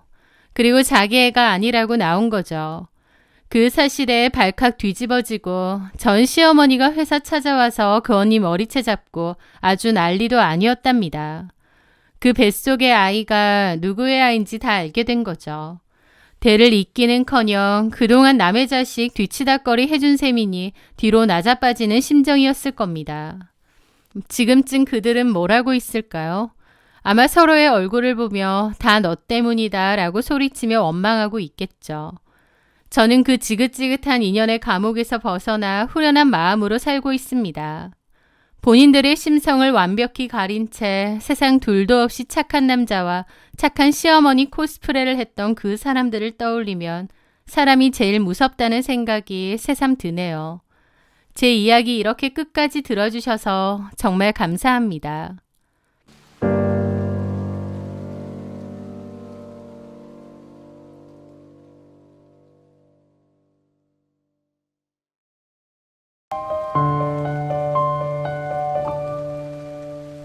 안녕하세요. 저는 현재 프리랜서로 일하고 있는 여자입니다. 저는 제 스스로가 생각해도 부족함이 별로 없다 생각했어요. 하지만 단 한 가지, 남자복은 별로 없다고 생각했습니다. 만나는 남자들마다 하나같이 형편없었거든요. 한마디로 쓰레기 콜렉터였다고나 할까요? 처음엔 세상 괜찮은 남자인 줄 알았다가 끝에 가선 별의별 쓰레기 짓은 다 하는 겁니다. 제가 어떤 남자들을 만나왔냐고요? 오래 사귀었는데 알고 보니 양다리, 아니 세다리였던 남자도 있었고 결혼 약속까지 해놓고 갑자기 잠수 이별 타더니 다른 여자랑 홀랑 결혼한 남자. 돈 빌려달라고 안 빌려주면 죽는다고 떼를 쓰고 자살 소동까지 벌인 남자까지. 종류도 다양하게 이상한 남자들만 만났던 저. 친구들은 저를 위로하면서도 저보고 참 남자 보는 눈 없다는 얘기를 했어요. 그런 일을 몇 번 겪으면 남자를 믿기가 어려울 수밖에 없습니다. 호감이 가는 남자의 대시가 몇 번 있었어도 혹시 또 이상한 사람이면 어쩌나, 내가 모르는 비밀이 있으면 어쩌나 걱정이 앞서 괜히 철벽을 치게 됐죠. 그래서 한 번은 용하다는 곳에서 재미로 사주를 본 적도 있어요. 근데 그 점쟁이 분이 정말 저에게 남자복 없으니까 일이나 열심히 하고 살라 하시더라고요. 재미로 본 거였지만 그 말을 듣고 나니 더욱 확신처럼 생각하게 되었어요. 나는 진짜 남자복은 없나 보다라고요. 그래서 남자에게 관심도 안 가지고 살려 했는데 운명의 장난처럼 그런 저에게 정말 괜찮은 남자가 나타났습니다. 제가 봐도 남들이 봐도 정말 괜찮은 남자요. 그리고 그 남자와 저는 결국 모두에게 축복받으며 결혼까지 했습니다. 이렇게 괜찮은 남자를 남편으로 맞았으니 남자복 없다는 제 생각은 틀렸다고 믿으면서요. 물론 지나보니 그 남자는 제가 만나온 남자들 중 단연 최악의 남자였지만 말이죠. 그때 당시 저는 잘 나가는 커리어 우먼이었어요. 화장품 회사 디자인팀에서 팀장으로 일하며 남들보다 빠르게 승진하고 여기저기 스카우트 제의도 받으며 제 능력을 인정받고 있었습니다. 저는 일하는 게 참 재밌었어요. 동료들이랑 어떻게 하면 제품을 더 잘 팔 수 있을까 고민하고 아이디어를 만들며 보내는 시간이 참 좋았습니다. 그런 저를 주변에서는 일에 미쳐 산다고도 표현했죠. 정말 그랬어요. 회사 집을 반복하며 성과를 올리는 일에만 몰두해 있었으니까요. 부모님이나 친구들은 결혼 생각은 없느냐 했지만 이미 스스로 남자복 없으니 일이나 열심히 하자고 결심했던 저는 결혼에 대해 회의적이었습니다. 하지만 때때로 찾아오는 외로움은 어쩔 수 없더라고요. 시간이 흐르면서 주변 친구들은 하나둘씩 결혼해서 어쩌다 한번 만나려고 해도 만나기가 어려웠어요. 그래서 저는 사랑으로도 우정으로도 채우지 못한 허전하고 외로운 마음을 달래기 위해 이 방법 저 방법 찾다가 운동을 해보자고 마음먹었어요. 그리고 가까운 스포츠 센터로 가 수영을 시작했습니다. 운동을 한다고 외로움이 완전히 해소되는 건 아니지만 그래도 몸을 움직이고 같은 시간대에 수영하는 사람들과 친하게 지내다 보니 외롭다는 생각은 훨씬 덜하더군요. 일을 마치고 가는 저녁 성인반에 들었는데 같이 강습을 받는 비슷한 또래의 사람들과 친해졌어요. 따로 만나 음식을 먹거나 맥주를 마시는 일도 종종 있었죠. 그러던 어느 날 평소에도 일 잘하고 괜찮다 생각한 회사 거래처 직원이 있었는데요. 그분이 회의 끝내고 저에게 따로 얘기할 수 있냐고 하더라고요. 양혜민 팀장님. 네? 저 갑자기 이런 말씀 드려 죄송하지만 혹시 괜찮으시면 저랑 저녁 식사 어떠세요? 저녁 식사요? 네. 이번 일 많이 신경 써주신 것도 감사하고 또 얼굴이 빨개져서 횡설수설하는 모습을 보고 저는 이미 이 남자가 나를 좋아하는구나 알아차렸습니다. 좋은 사람 같아 보였어요. 생긴 것도 나쁘지 않고 성실하게 일하는 태도도 좋게 봤었죠. 하지만 역시나 경계심이 앞선 저는 거절하며 미안하다고 했습니다. 죄송해요. 제가 일이 바빠서 어려울 것 같아요. 그리고 이런 거 조금 부담스럽네요. 죄송합니다. 제가 생각해도 참 철벽이었죠. 남자 보는 눈이 없으니 저를 지키기 위해서는 이 정도의 철벽은 필요했습니다. 그런데요, 이 남자는 포기를 모르더라고요. 그 후에도 계속 연락이 왔고 미팅이 있어 만날 때면 어떻게든 저한테 잘 보이려고 애쓰더라고요. 속으로 네가 아무리 그렇게 해봤자 나는 절대 안 만나줄 거라고 굳게 마음을 닫았지만 그 사람은 꾸준하게 저에게 마음을 표현했고 결국 그 사람과 저녁 식사 자리도 가졌습니다. 막상 만나서 대화를 나눠보니 정말 괜찮은 사람 같았어요. 조금 재미없긴 했지만 진심으로 저를 좋아하는 게 느껴지고 사소한 것에서도 저를 배려해주는 모습이 호감이더라고요. 그렇게 저는 조금씩 마음의 문을 열었습니다. 연락도 더 많이 하게 되고 얼굴을 보고 데이트를 하는 일도 늘어갔죠. 일 외에도 자주 만나다 보니 저도 마음이 점차 커져갔어요. 그러면서 저희는 결국 사귀게 되었고요. 하지만 만나는 내내 마음 한편으로는 정말 괜찮은 사람일까? 이 사람도 이전의 남자들처럼 나중에는 내 뒤통수를 치는 건 아닐까? 의심이 계속 들더라고요. 이런 고민을 같은 수영교실 사람들에게 했더니 주변 사람들에게 소개시켜 평가받아보라는 말을 하더라고요. 아무래도 본인은 콩깍지가 씌어서 단점을 보지 못할 테지만 주변 사람들은 객관적으로 판단해주지 않겠느냐 하면서요. 특히나 소정이라는 이름의 동생이 자기는 남자 보는 눈 좋다면서 한번 데리고 와보라고 그랬죠.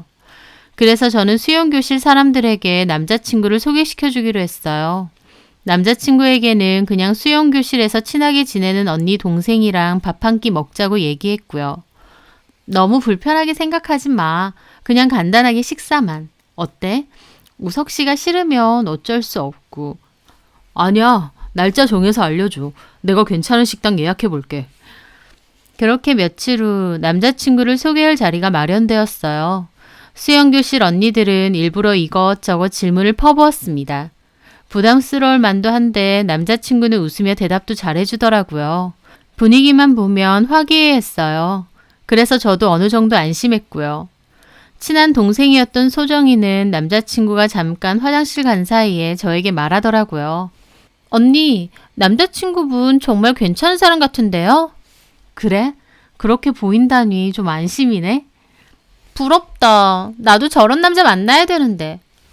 넌 수영장에 그 강사님이랑 잘 돼가는 거 아니야? 성함이 정필 씨였나?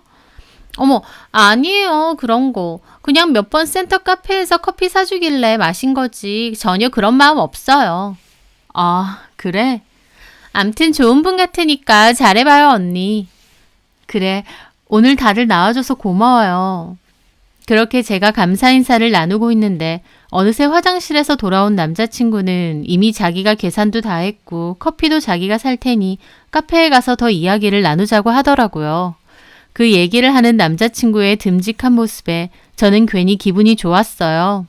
그동안 만나왔던 남자들은 진짜 별로였던 거구나. 이런 남자랑 만났어야 했구나 하며 남자친구와의 더 먼 미래까지도 생각해보게 되었죠. 그렇게 그날 제 눈이 아닌 다른 사람의 눈에도 괜찮은 남자라는 확답을 받으며 조금 더 편한 마음으로 좋아할 수 있었습니다. 더 이상 제 인생에 똥차는 없다고 생각했죠. 그리고 만난 지 1년이 좀 넘어서 남자친구와 결혼하고 싶다는 마음까지 생겼습니다. 제가 남친보다 나이가 더 많은 편인데다 지금 당장 결혼해도 결혼 정년기에서는 많이 늦은 편이니 저도 모르게 조바심이 났나 봐요. 그래서 저는 남자친구에게 은근히 결혼 얘기를 꺼내며 어떻게 생각하는지 물어봤죠. 그랬더니 오히려 남자친구는 저보다 더 결혼 생각이 많았습니다. 결혼도 결혼이지만 아이를 키우고 싶어 했죠.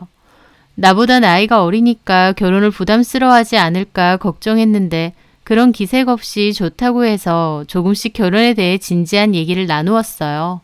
그리고 몇 개월 후 남자친구가 저에게 프로포즈를 했고 저희 둘 사이에 결혼 얘기가 오고 갔습니다. 예전에는 거들떠도 보지 않던 웨딩드레스며 예식장에 저도 모르게 부쩍 관심이 생기더라고요. 남들은 결혼 준비하며 많이들 싸운다고 하는데 저희는 그런 것도 없었어요. 단지 남자친구의 부모님을 처음 만나는 자리에서 조금 불편한 얘기를 듣게 되었습니다. 남자친구 부모님은 제 나이에 대해 걱정하시더라고요. 다른 건 다 좋은데 혜민이 나이 때문에 조금 걱정이 되긴 해. 네? 아니, 우리 집이 손이 귀하거든. 우석이 아버지도 그렇고 우석이도 그렇고 외동이다 보니까. 그래서 결혼하면 되도록 빨리 손주를 보면 좋겠다 싶은데 혜민이가 우리 우석이보단 아무래도 나이가 좀 있다 보니까. 주저하며 말씀하시는데 어머님께서는 제 나이가 마음에 걸리시는 것 같았어요. 저는 저를 열심히 어필했죠. 어머님, 저 건강해요. 운동도 열심히 하고 있고 검진도 매일 받고 있는데 다 좋대요. 아무리 건강해도 이제 나이가 있는데 일하느라 바쁘면 애도 잘 안 들어서지. 그래서 말인데 만약 결혼하면 일 그만두는 건 어떻게 생각해? 네? 혜민이 능력 있겠다. 결혼해서 아이 가지고 어느 정도 크면 복직해도 되잖아. 좀 어려운 부탁인가? 엄마. 말씀은 부탁이라고 하셨지만 분위기를 봤을 때 제가 거절하는 순간 우석 씨와의 결혼을 반대하실 것처럼 보였어요. 그래도 처음 만나는 자리인데 손주 얘기부터 하시는 게 조금 불편했습니다. 뭐라고 답변을 드려야 하나 속으로 고민했어요. 그렇지만 이 남자를 놓치고 싶지 않았던 저는 고민 끝에 알겠다고 대답했습니다. 그럴게요, 어머님. 저도 좀 쉴 생각이었는데 잘 됐죠 뭐. 그래? 잘 생각했어. 결혼하고 집에서 쉬면서 우리 우석이 내조도 좀 하고 임신 준비도 하고 그럼 되겠네. 제가 그 조건을 수락하자 내내 굳어있던 어머님의 표정도 한결 풀리시더라고요. 빈말은 아니었습니다. 일을 사랑하는 것과는 별개로 정말 쉬고 싶은 마음이 있었거든요. 일이며 연애며 너무 급하게 달려와 저도 많이 지쳐있기도 했었으니까요. 무엇보다 남자친구를 놓치고 싶지 않은 마음이 가장 컸고요. 또 복직이 아니더라도 프리랜서로 얼마든지 일을 계속 이어나갈 자신이 있었습니다. 그렇게 저희는 결혼을 허락받고 시어머니가 정해주신 날짜를 잡아 결혼을 하게 되었어요. 저는 결혼을 하자마자 약속한 대로 일을 그만두었어요. 회사에서는 아쉬워하며 저의 퇴사를 말렸지만 저도 어서 아이를 낳아 남들처럼 단란한 가정을 꾸리고 싶어 더 미루지 않았습니다. 그렇게 결혼을 했는데 남편도 변함없이 저를 사랑해주고 그동안 함께 일하던 거래처 사람들을 통해 프리랜서로 일을 받아 작업을 이어갔어요. 다 좋았는데 딱 하나 마음대로 되지 않는 게 바로 임신이었습니다. 결혼하고 여러모로 노력했는데도 저희 부부에게 아기는 와주지 않더라고요. 시간이 지나면 지날수록 초조하고 왜 이렇게 아기가 들어서지 않는 건지 제 스스로를 탓하는 날들이 늘어갔습니다. 가끔 주말에 제 여동생이 조카를 데리고 놀러오면 남편은 조카와 정말 잘 놀아줬습니다. 여동생은 그런 남편에게 애 아빠보다 낫다며 칭찬을 하는데 저는 속이 좀 착잡하더라고요. 언니는 아직 소식 없어? 그게 마음처럼 잘 안 되네. 너무 스트레스 받지 마. 그럼 더 힘들어. 마음 편안하게 먹고 있으면 분명히 언니랑 형부 똑 닮은 아기가 찾아올 거야. 고맙다. 그렇게 말해줘서. 동생이 따뜻한 말로 위로를 해주었지만 그렇게 쉽게 제 마음속 고민이 해결되진 않더라고요. 내가 빨리 애를 낳으면 조카가 아니라 자기 자식에게 저 애정을 쏟을 텐데 하며 괜히 미안한 마음도 들었습니다. 노력도 나름 할 만큼 했습니다. 자연 임신이 안 되다 보니 인공수정 시도도 여러 번 했죠. 그 과정에서 건강관리도 철저하게 했고요. 좋아하던 수영도 그만두었어요. 알아보니 너무 격한 운동은 임신에 도움이 되지 않는다고 해서요. 임신을 위해 즐겨 다니던 수영도 그만두게 됐지만 거기서 만난 사람들과 얘기 나누고 하는 것마저 사라지니까 기분도 덩달아 처지더라고요. 그런데 이렇게 제가 노력하는지도 모르고 시댁 식구들은 툭하면 전화해 애는 아직도 소식 없냐고 재촉하셨어요. 나중에는 전화벨만 울려도 머리가 지끈거릴 정도였죠. 통화한다고 애가 더 잘 생기는 것도 아닌데 시어머니는 매번 연락해 저희 부부 사이를 묻거나 주변 지인들로부터 들은 믿거나 말거나 한 정보들을 얘기해 주셨어요. 처음엔 공손하게 대답하며 귀 기울여 들었지만 나중엔 저도 너무 힘들어서 전화를 꺼두고 못 받은 척 할 때도 많았습니다. 남편과 저 둘 다 아이를 간절히 원하는데도 아이가 잘 안 생기면서 남편 역시 조금씩 변하기 시작했어요.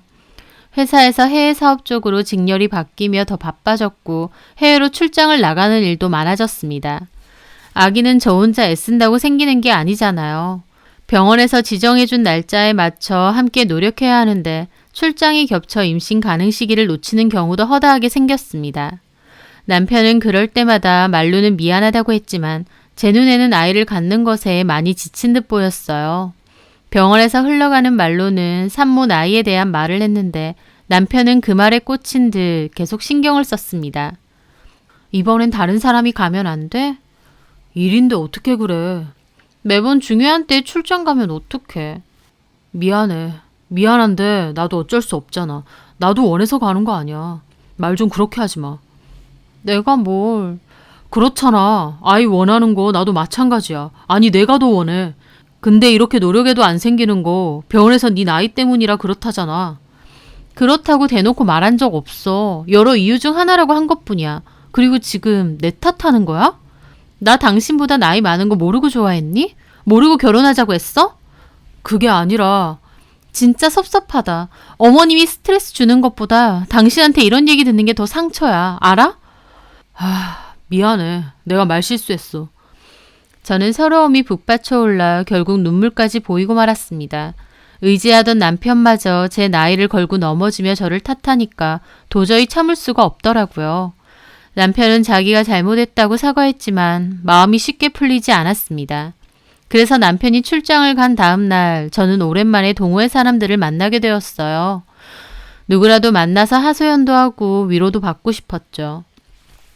수영을 그만두고 오랜만에 보는 얼굴들이라 정말 반갑더라고요. 카페에 자리를 잡고 앉아 마음속에 있던 일들을 모두 꺼내놓았습니다. 다들 한마디씩 저를 위로해 주더라고요. 속상했겠다. 혜미 씨 정말 애쓰는데. 언니 힘내요. 조만간 좋은 소식 있을 거예요.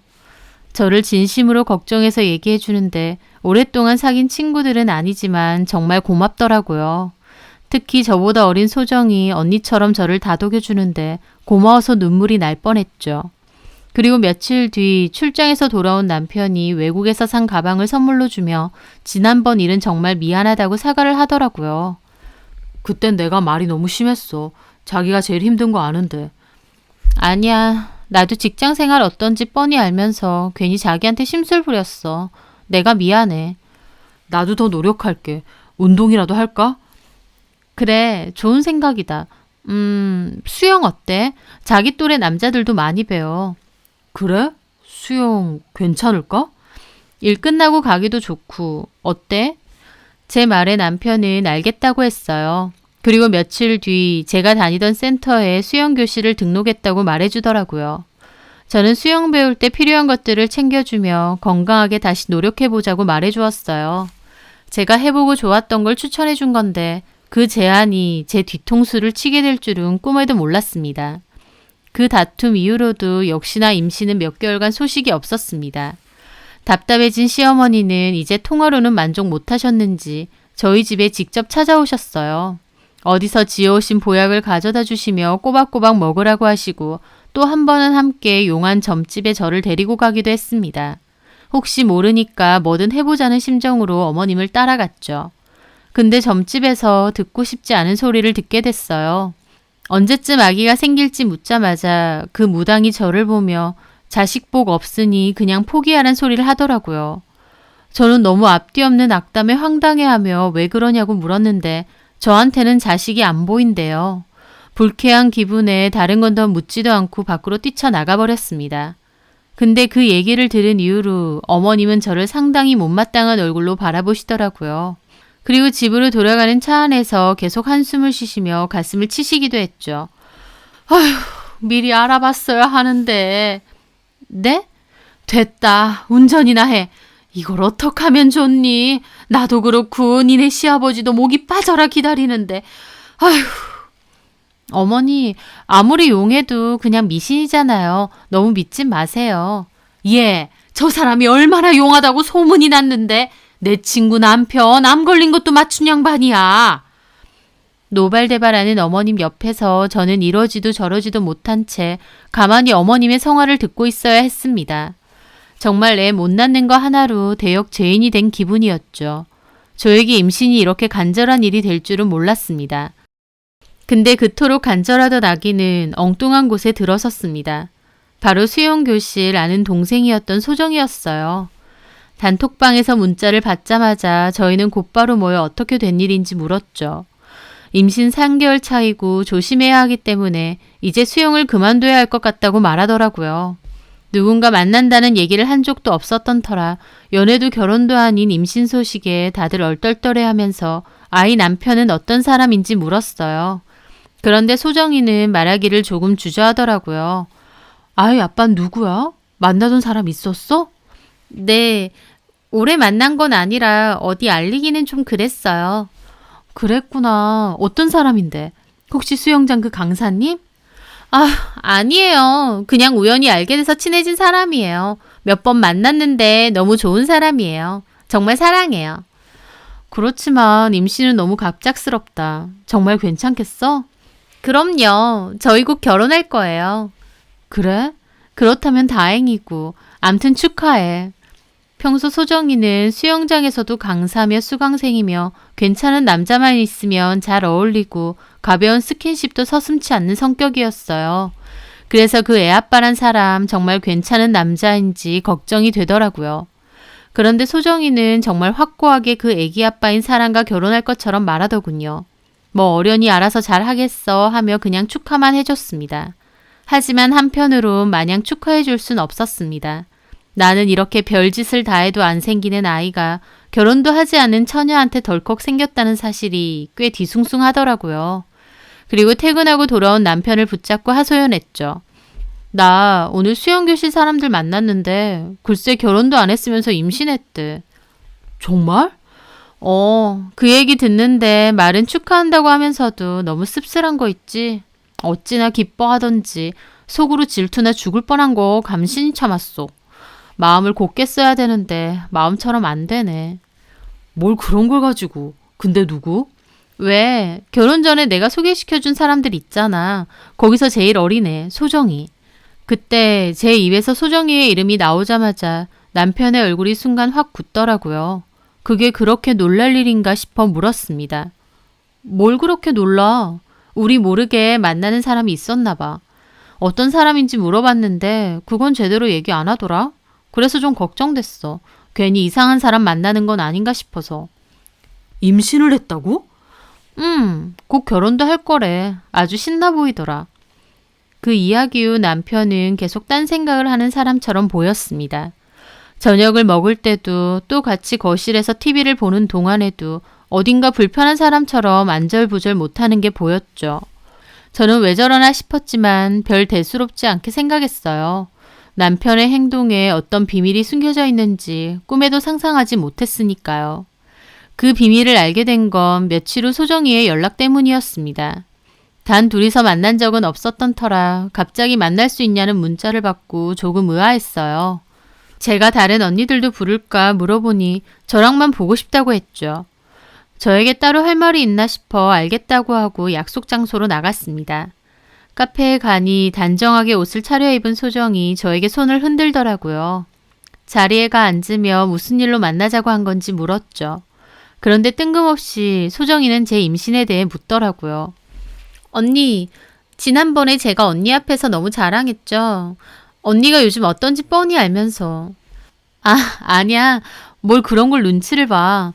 어떠세요? 아직도 소식 없으세요? 그렇지. 노력은 하는데 마음처럼 안 되네. 노력하고 계세요? 남편분이랑? 뭐? 그렇지.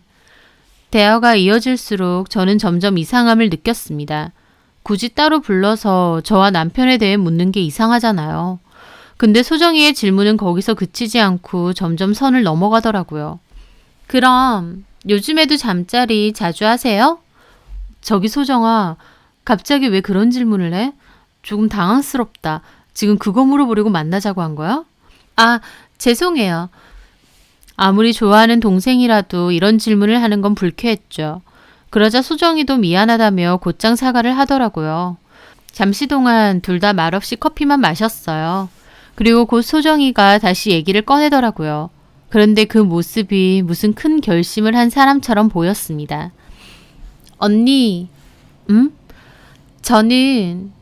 저는 이 아이 꼭 낳고 싶어요. 뭐?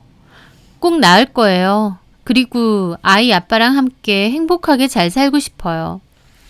벼랑간 저를 빤히 보며 다짐 같은 말을 하는데 정말 어리둥절하더라고요. 지금 그 얘기를 나한테 왜 하는 건지 이해가 가지 않았어요. 그렇게 제가 얼빠진 얼굴로 소정을 바라보는데 소정이 깊게 한숨을 내쉬더니 뜸을 들여 말하더라고요. 그러니까 헤어져 주세요. 그 말이 뭘 의미하는지 저는 단박에 이해하지 못했습니다. 갑자기 헤어져 달라니요.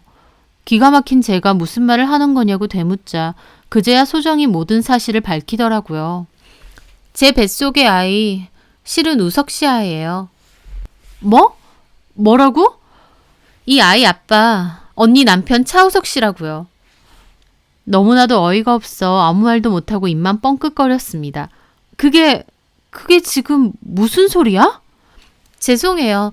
근데 어쩔 수 없었어요. 저희 정말 사랑해요. 도대체 지금 이게 무슨 소리냐니까? 네가 우리 남편을 언제 어떻게 만나? 수영장에서 우연히 만났어요. 몇 번 얘기 나누는데 너무 잘 통하고 그래서 수영 끝나고 우석 씨가 집에 데려다 줬어요. 고마워서 밥 몇 번 먹고 술도 마시고 그랬어요. 아이 때문에 많이 힘들어 하더라고요. 처음엔 그냥 위로만 해주려고 했는데 볼수록 안쓰럽고 그래서 언니 남편인 걸 알면서 그딴 짓을 해?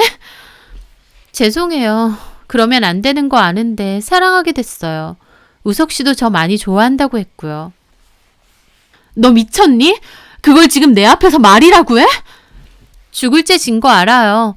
근데 어쩌겠어요. 애까지 가진 걸. 그러니까 언니가 물러나 주세요.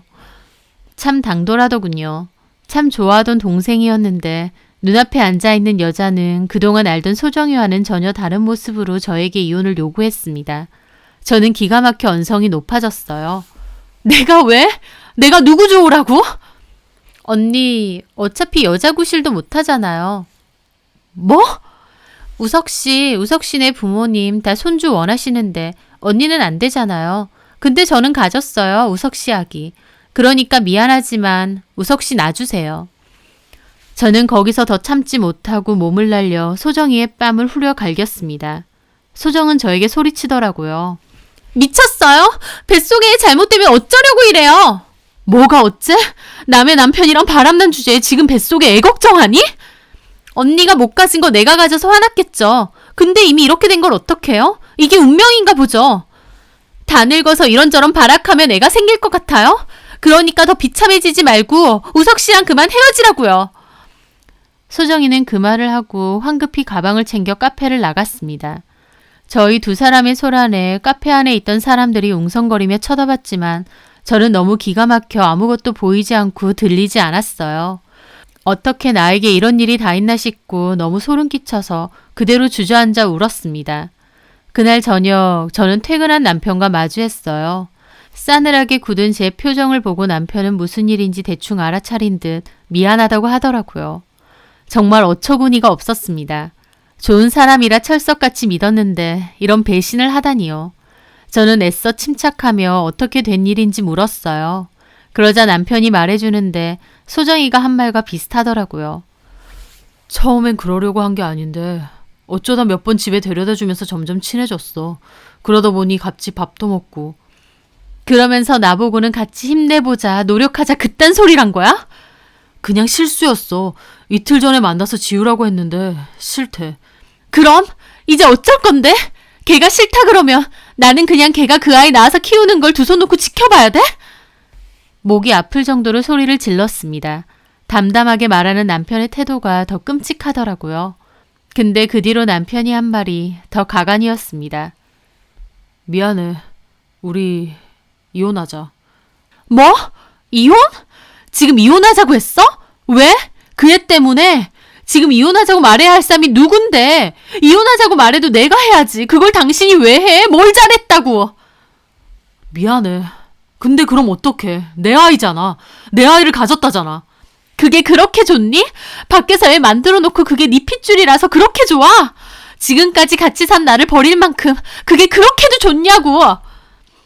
화가 머리끝까지 난 저는 남편에게 달려들어 사정없이 주먹으로 때리고 발로 차며 난동을 부렸습니다. 남편은 제가 때리는 대로 다 맞아주더라고요.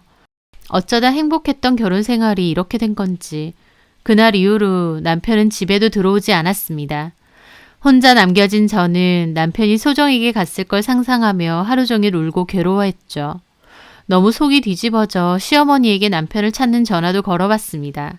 그랬는데 시어머니는 더 황당하고 기막힌 소리를 하더라고요. 어머님, 우석 씨 어머님 댁에 있나요? 아니, 여기 없다. 우석 씨한테 들으셨어요?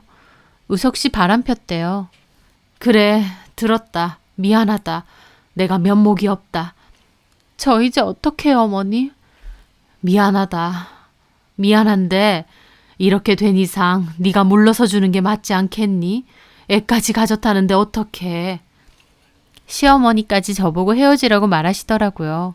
전 세상이 어떻게 된 줄 알았습니다. 내연녀의 남편의 시어머니까지 하나같이 미안하다고 말하면서도 저보고 이혼해달라고 말하는 이 현실이 도무지 믿기지 않더라고요. 그게 지금 무슨 말씀이세요? 그럼 어쩌겠니?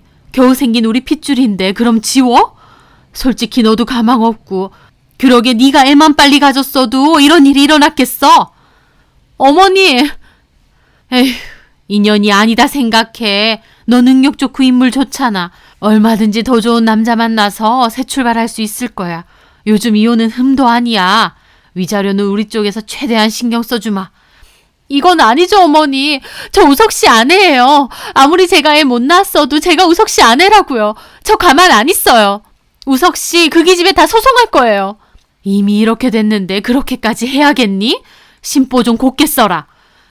억장이 무너져 내렸습니다. 애 낳는 게 뭐라고 저에게 모두가 이혼하라고 말하는데 정말 말도 안 되는 일이라고 생각했습니다. 저는 이혼해주지 않고 버텼습니다. 상간소송도 진행했어요. 하지만 제가 그렇게 해도 그것들은 뻔뻔하게도 잘 지내더군요.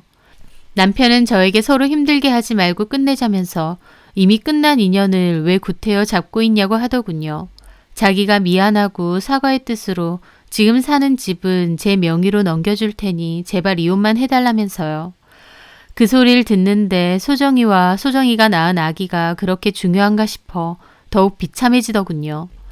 저는 절대 이혼 안 해주려고 버텼지만 그 사이에서 말라 비틀어져 가는 건 저였습니다. 제 모습을 보며 친정엄마는 저에게 이러다가 제가 죽을 것 같다며 그냥 그 더러운 것들 놓아주고 너도 다 잊고 끝내라고 하시더라고요.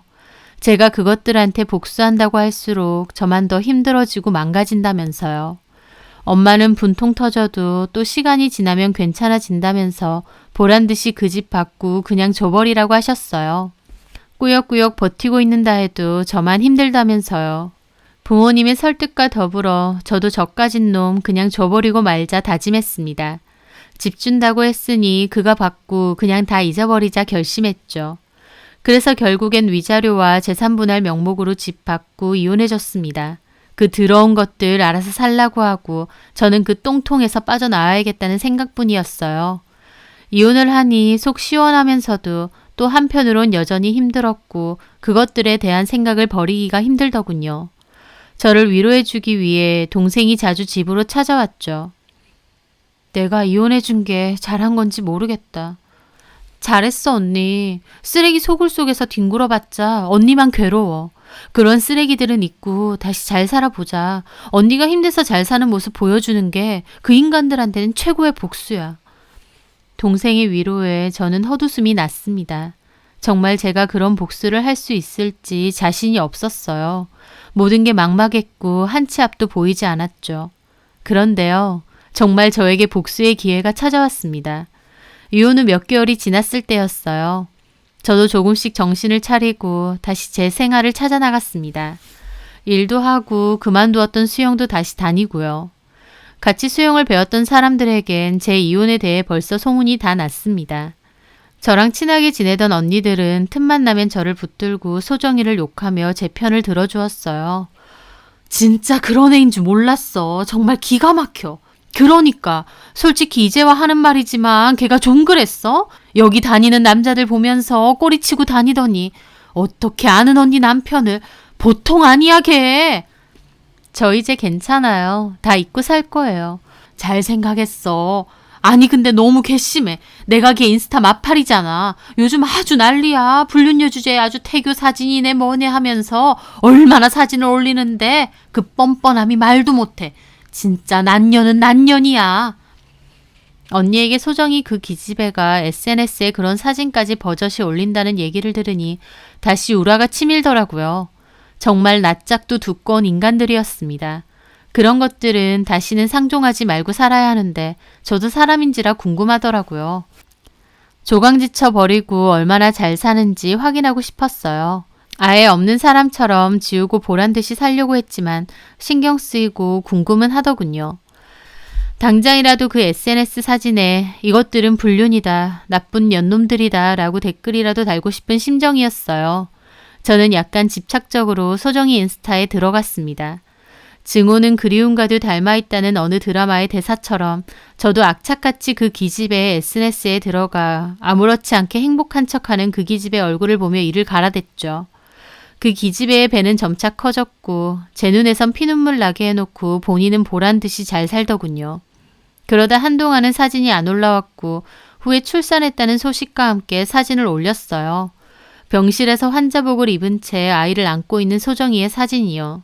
그걸 보는데 이루 말할 수 없게 복잡하더라고요. 이 애가 결국 차우석의 애구나. 내가 그토록 갖고 싶어 했지만 못 가진. 더 이상 보고 있기 힘들었죠. 괜한 짓을 했다고 후회하면서 다시는 이 기집애의 SNS에 들어가지 않겠다 다짐했습니다. 저를 너무 갉아먹는 행동이었으니까요. 그런데 그때 운명의 장난처럼 사진 밑에 적힌 글이 눈에 들어오더라고요. 남편 싱가폴 출장 중에 출산. 남편이는 내일 오기로 함. 6시간 진통 끝에 자연분만으로 낳은 우리 아들. 산모가 젊고 건강해서 잘 낳았다며. 이라는 문구 밑에 조금 이상한 해시태그가 달려 있었어요. 내 아들 3.6kg, AB형, 앞장구 짱 귀여움. 제가 이상하게 생각한 해시태그는 아이의 혈액형이었습니다. 왜냐하면 남편의 혈액형은 O형이었거든요. 게다가 제가 듣기론 소정이의 혈액형은 B형입니다. 저랑 같은 B형이라서 기억하거든요. 간혹 예외가 있을 수 있다지만 일반적으로 O형과 B형 사이에서 AB형이 태어나기는 힘들지 않나요? 저는 뭔가 이상하다고 생각해 그걸 일단 캡처했습니다. 설마 그 애가 남편 애가 아닌가 싶은 생각도 들었어요. 막말로 둘이 불륜으로 만든 아기인데 남편 애일 거라는 보장도 없잖아요. 어쩌면 제가 그것들에게 복수를 하고 싶어서 그걸 원했는지도 모르겠지만 분명히 이상하긴 했습니다. 저는 그날 저녁 다시 확인하기 위해 소정이의 계정에 들어갔어요. 그런데 사진과 글은 그대로인데 분명히 적었던 혈액형 해시태그만 지웠더라고요. 오히려 그걸 지운 걸 보니 알겠더군요. 본인이 뭔가 캥기는 게 있으니까 지운 거잖아요. 저는 어디 두고 보자 생각했습니다. 기든 아니든 그 집안의 분탕질은 한번 해야겠다 싶었어요. 그래서 최소한 그 애가 정상적이지 않은 관계에서 태어난 애라는 걸 그 집 식구들에게 분명히 상기해줄 생각이었습니다. 그리고 저는 소정이가 입원한 병원을 찾아가기로 했어요. 소정이의 SNS에 남편이 내일 오기로 했다 적혀 있었으니 저도 그날에 맞춰 가기로 했죠. SNS에서 출산 후 환자복을 입고 찍은 사진을 보니 가슴팍에 병원명이 적혀 있어서 병원을 찾기는 쉬웠습니다. 가는 길에 저는 일부러 꽃다발도 샀습니다. 산부인과 건물 안으로 들어간 저는 소정이의 병실을 물어 찾아갔어요. 병실 호수를 찾아가 보니 문 닫힌 병실 안에서 말소리가 들리더군요. 목소리를 대강 들어보니 전 남편 목소리와 전 시부모의 목소리도 들렸어요. 아주 잘 됐다 싶었습니다. 저는 문을 열고 병실 안으로 들어섰어요. 갑자기 들어오니 간호사인 줄 알았나 본데 제가 들어오니까 다들 엄청 당황해서 쳐다보더라고요. 침대 위에는 소정이 앉아있고 그 옆에 전 남편과 시부모님이 있었습니다. 당신이 여긴 어떻게? 출산했다는 소식 들었어. 축하해주러 온 거야. 전 시모는 저를 몹시 경계하며 막아서더라고요.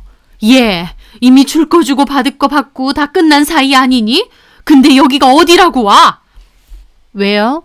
그토록 어머님하고 우석 씨하고 오매불만 기다리던 우석 씨 아이, 저도 얼마나 궁금했다고요. 출산했다고 해서 축하해주러 온 거예요. 나 정말 축하해주러 온 거야. 이것 봐, 꽃도 사왔잖아. 너 정말... SNS에서 애기 사진 봤어. 귀엽더라. 알겠으니까 그만 가줘. 너 여기 있는 거 편한 사람 아무도 없다. 제 등장만으로 모두들 불쾌했죠. 전 제가 그들에게 불청객이 된 것만으로도 기뻤습니다. 시모는 저보고 나가라며 제 등을 떠미는데 나가기 전 가장 중요한 얘기를 꺼냈죠. 아, 잠깐만요. 궁금한 게 있는데 그것만 물어볼게요. 소정아, 아기 혈액형이 어떻게 돼? 제가 혈액형 얘기를 하자 소정이는 갑자기 화들짝 놀라더군요. 네? 내가 뭘 좀 봤거든. 네 SNS 계정에서. 애기 혈액형이 AB형이라고 했던데 맞아? 제가 웃으며 그렇게 말하자 소정이는 눈에 띄게 당황하며 주변을 둘러보더라고요. 제가 언제요? 저 그런 거 올린 적 없어요. 소정이의 태도에 전 시부모와 전 남편도 이상한 기색으로 보더라고요. 전 남편은 저에게 다시 따지고요. 너 지금 무슨 말이 하고 싶은데? 이상하잖아. 소정이 제 B형이고 당신은 O형이잖아. 근데 어떻게 애기는 AB형일 수가 있어? 내가 혹시나 해서 제 SNS 캡처도 해놨거든. 전 남편은 굳은 얼굴로 제 폰을 보려고 하는데 소정이는 난리를 치더라고요. 제가 언제요? 이상한 소리 지어내지 마세요. 뭐가 이상한 소리야? 네가 직접 올린 거잖아. 네 SNS에. 전시 모두 저에게 따지더군요. 너 지금 뭐 하는 짓이니? 이미 이혼하고 다 끝난 마당에 왜 이러는 거야? 한번 확인이나 해보시라고요, 어머님. 불륜 저지른 며느리라도 괜찮다면서 멀쩡한 며느리 내치고 얻은 손자잖아요. 그토록 귀중한 손자인데 본인들 핏줄은 맞는지 확인을 한번 해봐야 되는 거 아닌가요? 맞아요. 이거 분탕질하는 거. 말 나왔으니 말인데 수영장에서 소정이 제일 유명했어요. 강사들이랑 자고 다닌다고. 야, 너 미쳤니? 어디서 말도 안 되는. 말도 안 되는 거 맞아? 수영장에서 유명한 얘기잖아. 그래서 친하게 지낸 언니 남편도 뺏은 거고. 나한테는 여자 구실 못한다더니 넌 엉뚱한 곳에서 여자 구실한 건 아닌가 싶네. 야!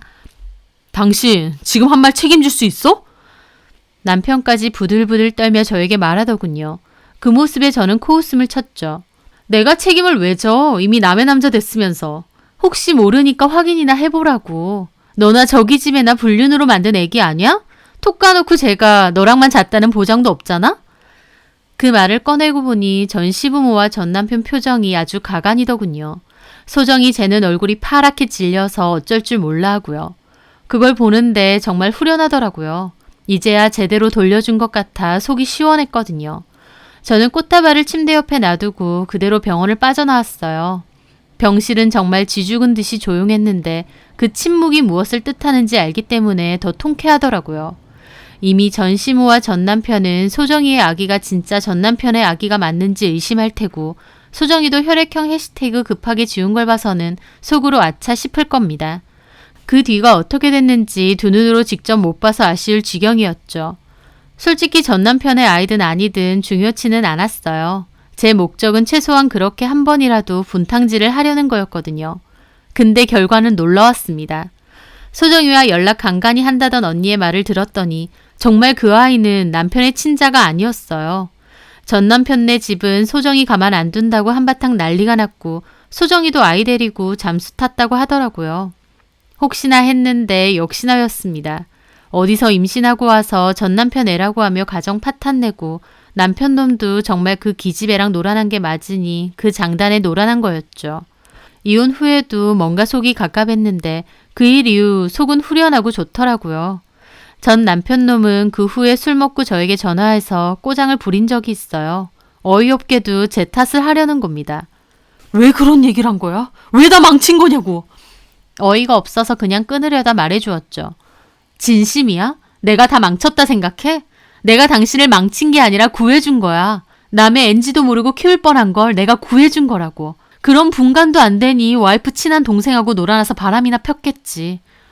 그래, 내가 다 잘못했다. 내 갖고 싶고 아빠 되고 싶었던 게 그렇게 잘못이야? 그 소리를 듣는데 깨달아지더군요. 이 남자는 내가 만난 남자 중에서 가장 형편없고 최악의 남자였다는 걸요. 다 네 잘못 맞아. 너 같은 인간이 애는 뭐하러 그렇게 갖고 싶니? 나는 여태까지 우리 사이에 애가 안 생기는 게 정말 힘들었어. 근데 너 하는 꼬라지 보니 오히려 나한테 네 애가 안 생긴 건 하늘이 도운 거라는 생각이 든다. 너 같은 인간 애 낳아서 살다가 뒤늦게 뒤통수 맞았으면 내가 얼마나 더 힘들 뻔했어? 너 같은 인간 앞으로도 아빠 될 자격 없어. 네 욕심 때문에 다른 사람 상처 주고 그러면서도 지가 세상에서 제일 불쌍한 줄 아네. 내가 너에 대해서 정확히 말해줄게. 너는 와이프 아는 동생이랑 실컷 놀아난 불륜남이고 내가 말 안 했으면 남의 자식까지 키울 뻔한 천하의 모질이야. 알겠니? 그렇게 전화를 끊고 나니 그제야 정말 모든 게 다 끝난 기분이었어요. 지긋지긋했던 임신의 굴레와 전 남편의 외도에서 벗어나 다시 저로 돌아간 기분이었죠. 결혼과 임신이 뭐라고 그렇게 아등바등 눈치 보고 애쓰며 살았는지 허전함을 채우기 위해 겉으로는 아닌 척 남자에게 매달린 제 자신을 돌이켜보면 후회만 되네요. 남의 피로 쌓아진 모래성은 언젠가는 다 무너지게 되어 있다고 생각합니다. 멍청하게 본인이 잘못 올린 그 해시태그 하나 제가 우연히 발견하면서 그것들의 거짓으로 가득 찬 성도 다 무너진 거겠죠. 그걸 지켜보고 나니 저도 허심탄회한 마음으로 다시 힘내서 살 수 있겠다 싶었고 그 후로는 지난 날을 덮어두고 저만 위하며 열심히 살아오고 있습니다. 누군가에게 기대거나 의지하지 않고 제 스스로만 믿으면서 살려고요. 제 사연 들어주셔서 감사합니다.